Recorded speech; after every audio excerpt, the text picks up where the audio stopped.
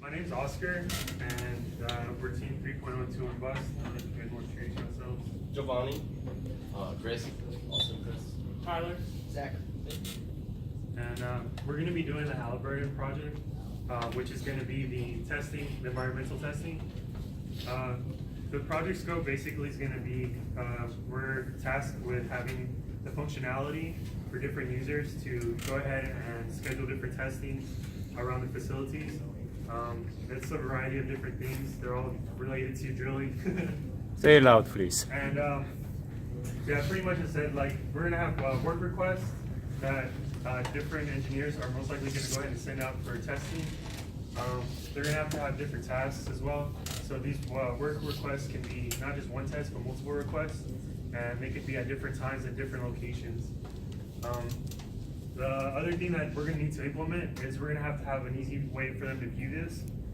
So we're going to have a test schedule that's going to be displayed on the calendar, and they should also have the ability to go ahead and search for these work requests and edit them and export them if they need to have the data available on the file.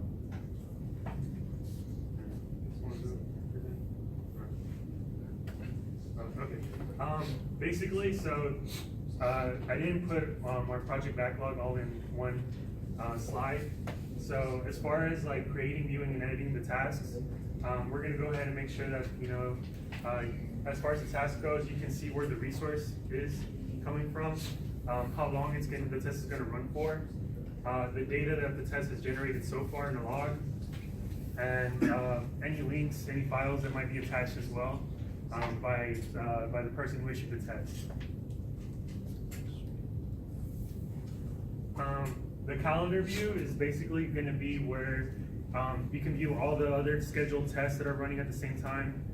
So this will be helpful in case if you have, for example, a test that you don't want to conflict with someone else, you might be busy during that time. This will also it'll also have another way that you can go ahead and schedule these tests. So you can go ahead and click on a date and use that as your start date. We want to make it easy for the users to go ahead and see exactly what the task status is, or the work request status is. So this will be either be in the requested stage, it will be tentative, approved, completed, canceled, or if like the facility happens to be out of order, this will all be color coded on there, so it has an easy way for them to view it. This brings us next to the work request search. So the biggest thing we want to do is make it easy for people to go ahead and view like where these work requests that they previously probably like put in before. The biggest ones that they want us to search by are going to be the number or the task number that might be attached to that work request. But they would also want, they also mentioned they wanted an advanced search, which we're still currently waiting on more details. You know, we don't have exactly the full picture of what they might search under. And this is as far as like the exportation of the data and viewing like any finished testing. So there's multiple channels that are going to be supported for this. The data, the graphing that we're going to be using, they would like for us to be able to adjust the X and the Y axis.